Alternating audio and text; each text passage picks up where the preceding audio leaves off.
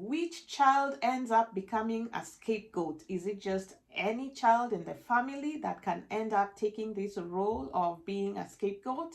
No, very, very specific to a specific type of a child. So a special role for a special child. That's what we'll be talking about today.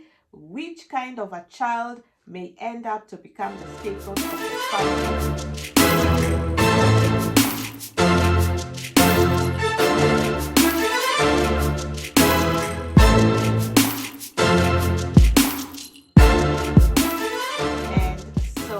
Without further ado, I'm just going to get into the details of this topic.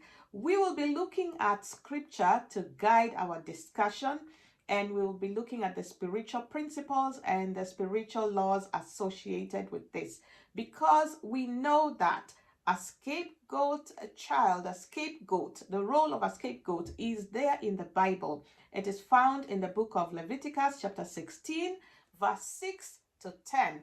This is where scapegoat is mentioned in the Bible. It's the first place where you see scapegoat mentioned and the role of a scapegoat.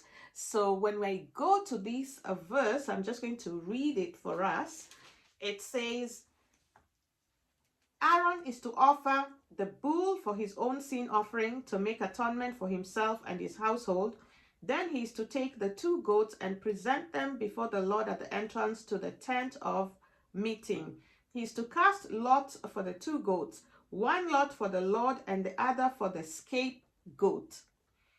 Aaron shall bring the goat whose lot falls to the Lord and sacrifice it as a sin offering, but the goat chosen by lot as the scapegoat shall be presented alive before the Lord to be used for making an atonement by sending it into the wilderness as a scapegoat.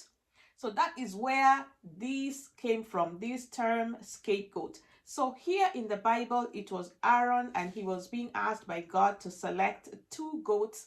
One is going to be used as a sacrifice for the Lord, but the other one is going to be sent into the wilderness. It's going to carry the sins, the burdens of everybody in the community. And they actually went through a process of saying all of the sins that everybody has committed in that community.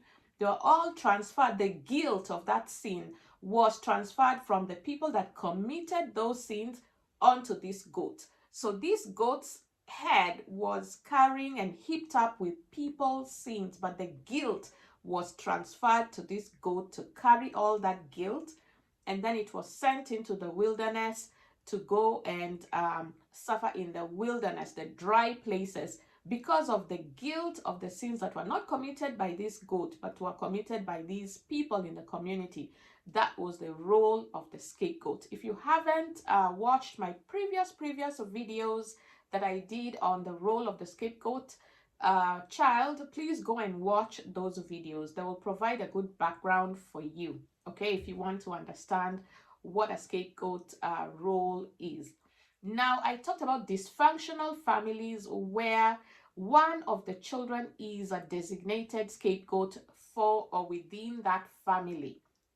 This happens a lot, and especially where you have dysfunctional families, but also where you have families where someone in the family has gone and involved themselves with the occult, involved with themselves with the powers of the darkness.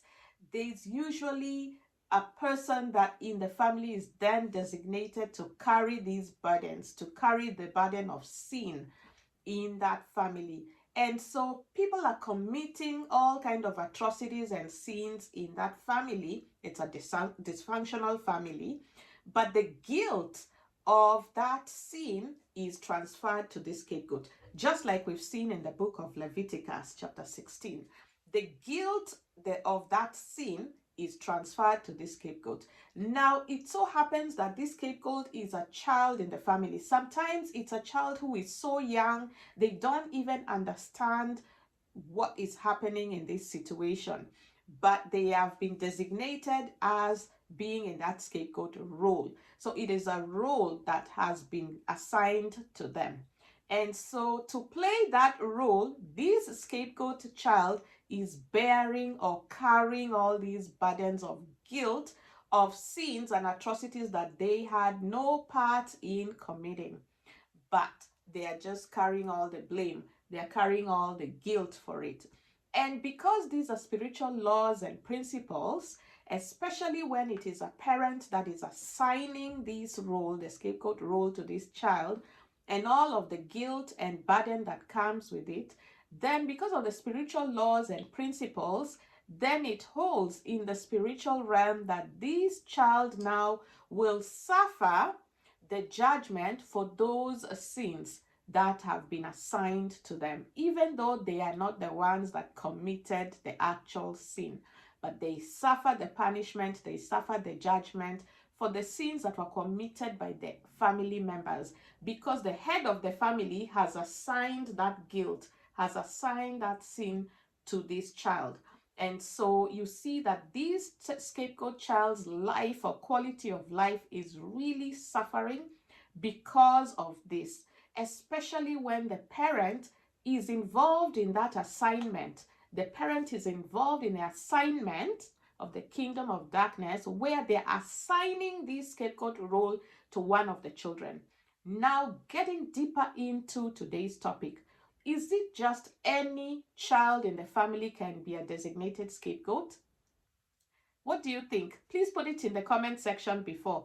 And before I answer that question, if you are new to my channel, welcome, welcome, welcome. So happy to have you on board. For my return viewers, thank you so much for your continued support. And now everyone, if this is the type of the content that you like, do not hesitate to like this video as you continue watching. If you know one or two people who you feel may benefit from the words in this video, do not hesitate to share this video with them. Lastly, if you have not subscribed, please consider doing so to formally join our growing family, okay? Also, if you have any questions or you have a personal situation that you want to discuss with me, do not hesitate to send me an email. I'll be happy to respond to your email with personal insights if you want some personal insights about your own situation. What I'm sharing here is general insights, okay? Thank you so much. Now let's continue. I'll answer that question. So it is a very specific type of a child who ends up becoming a scapegoat, or who is a candidate for scapegoat role, not just any child. So what type of a child exactly? One, and the biggest one, is a child who carries the light. A child who carries the light, okay? What do we mean by a child who carries the light? So we know that Jesus is the light of the world. When Jesus was born, there was a star, the star of Bethlehem. That represents his light, right? And so when he was born, there was a star. The three wise men from the Orient, they followed the stars. So the people that are stargazers or they study stars, they're able to tell that something has happened, a king has been born. That was the star of Jesus. It was so bright, right? And they followed it, and they really truly got to where Jesus was. In fact, King Herod told them, well, if you find him, come pass by here and let me know of his location, because I also want to go and worship him, which wasn't true. He wanted to go and eliminate him.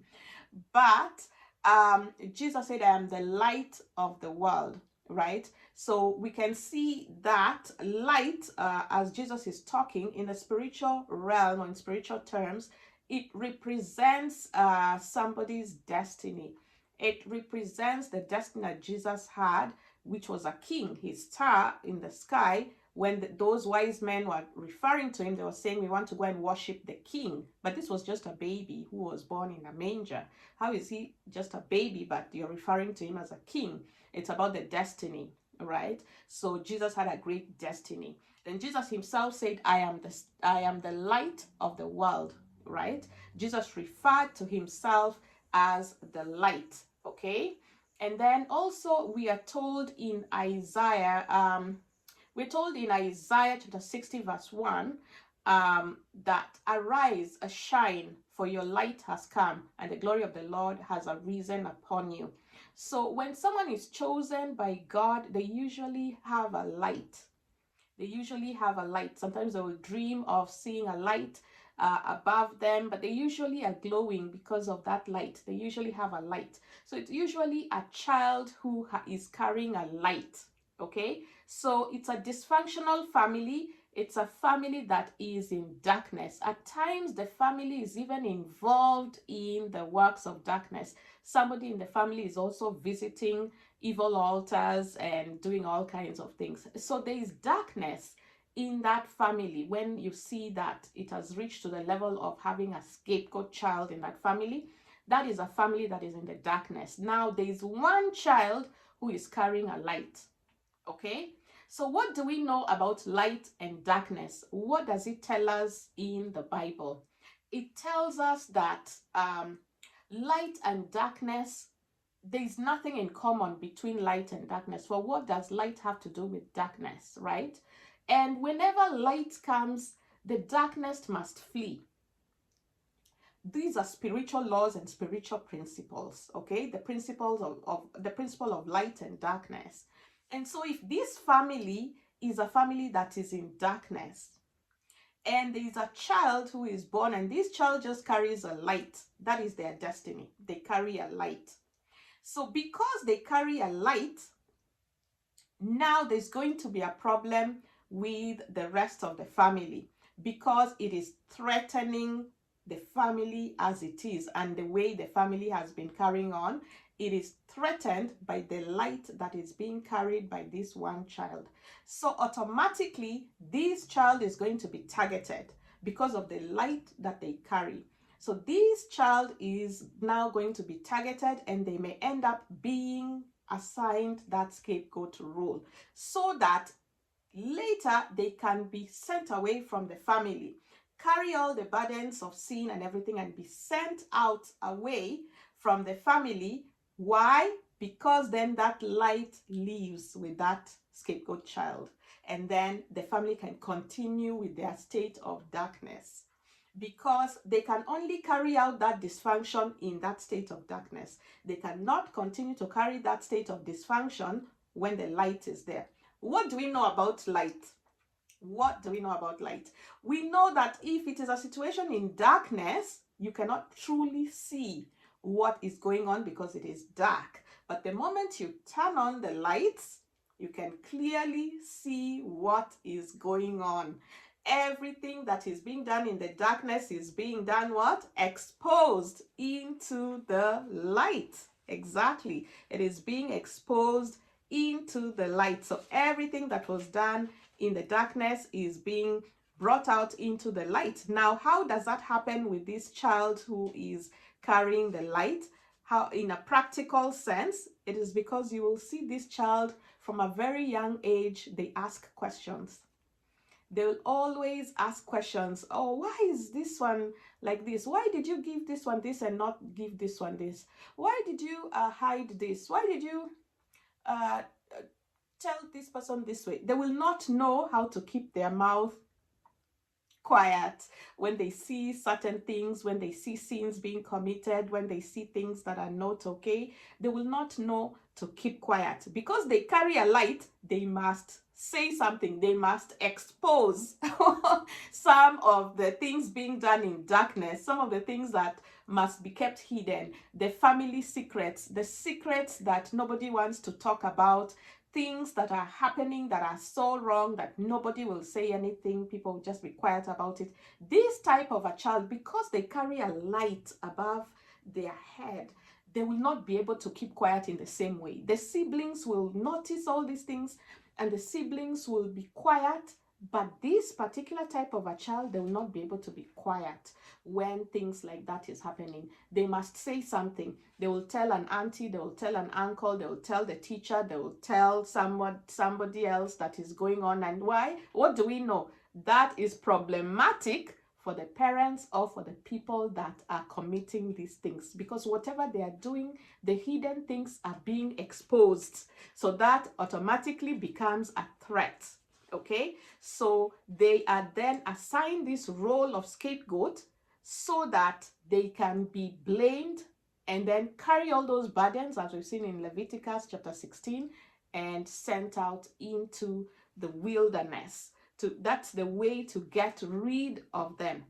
Why? Because they're carrying a light, and that light is bringing an exposure to all the dysfunction that is currently happening in that family. Okay, so that is one. It's because this child is the truth teller.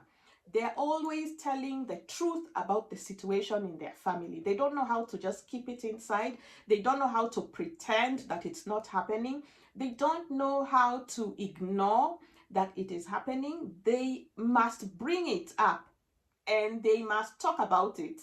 And if the people within the family are not listening, they will talk to other people outside, even if it's strangers or whoever, or go on social media or whatever, but they will expose the dark things that is happening in their family unit.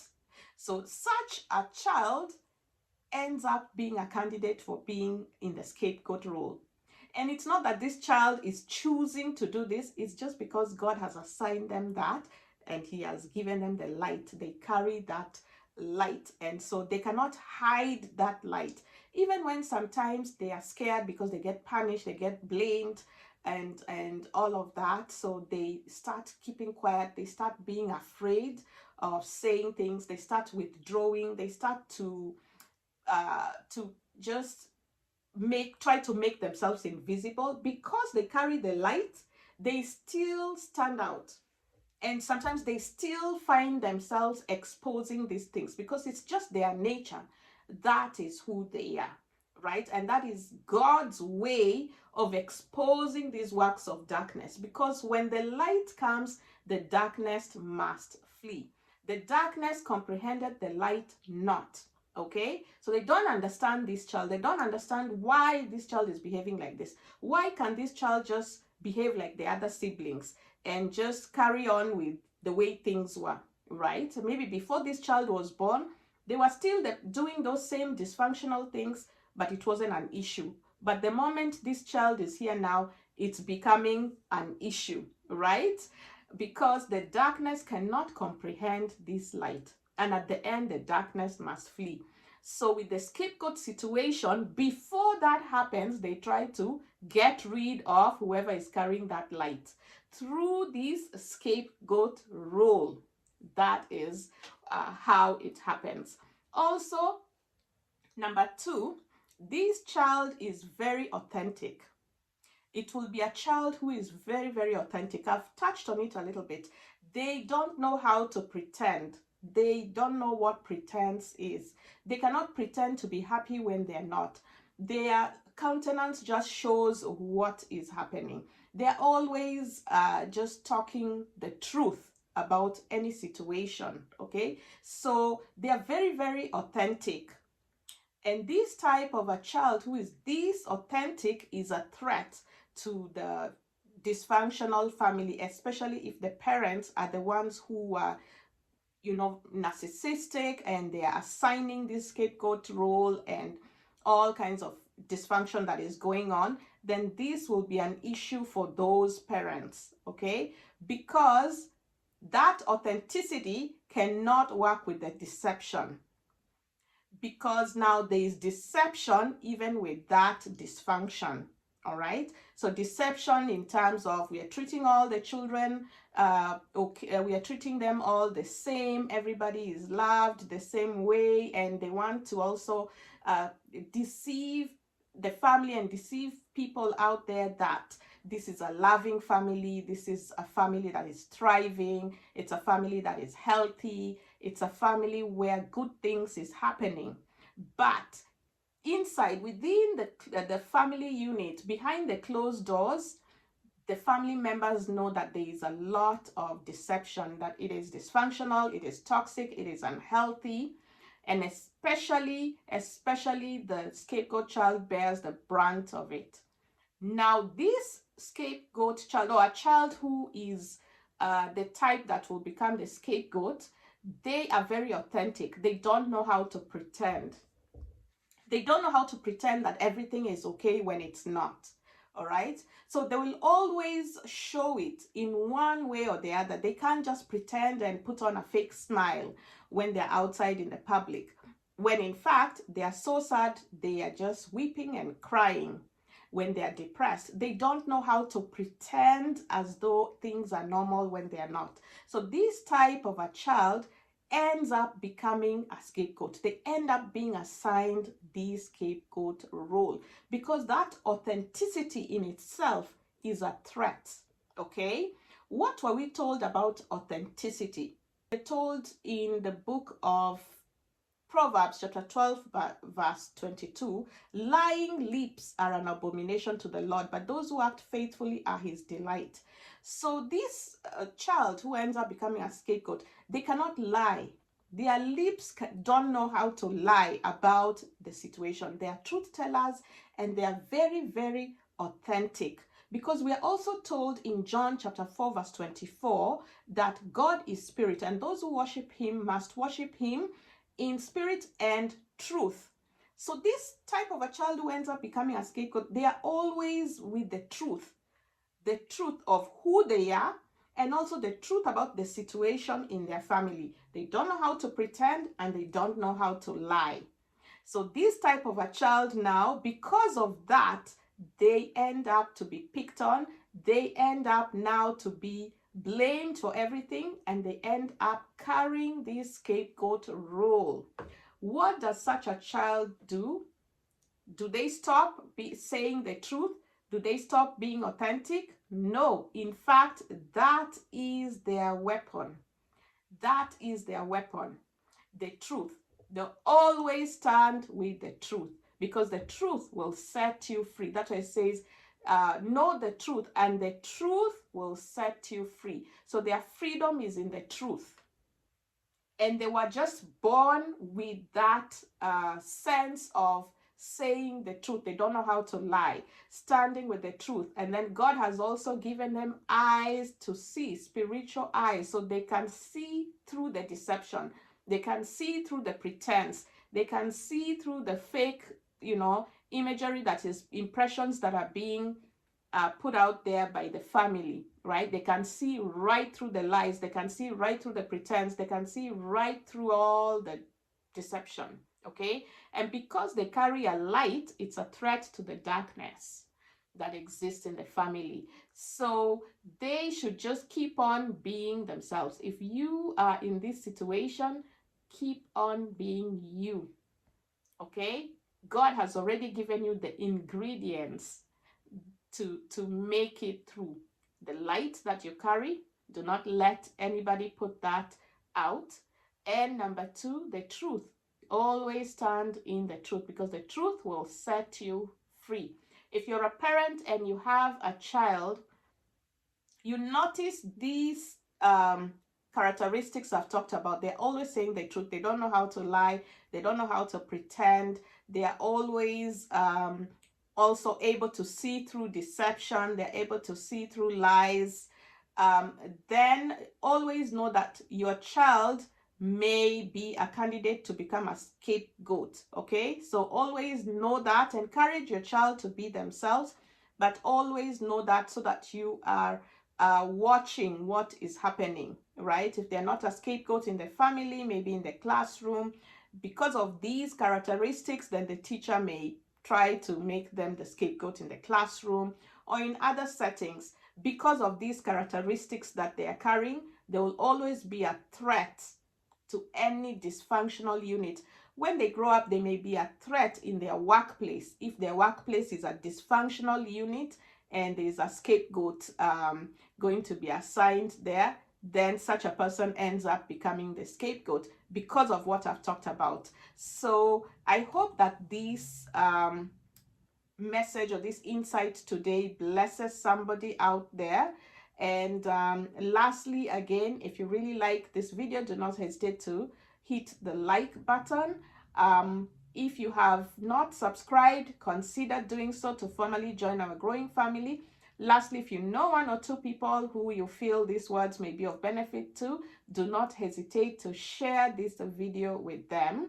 Again, I'll repeat that if you want me to look at your personal situation and provide just personal insights into what may be happening in your situation. My email is in the description box. It's also right here for you. Do not hesitate to send an email to me. Thank you and have a blessed and a wonderful day. I look forward to seeing you on the other side at my next video. Thanks and bye-bye.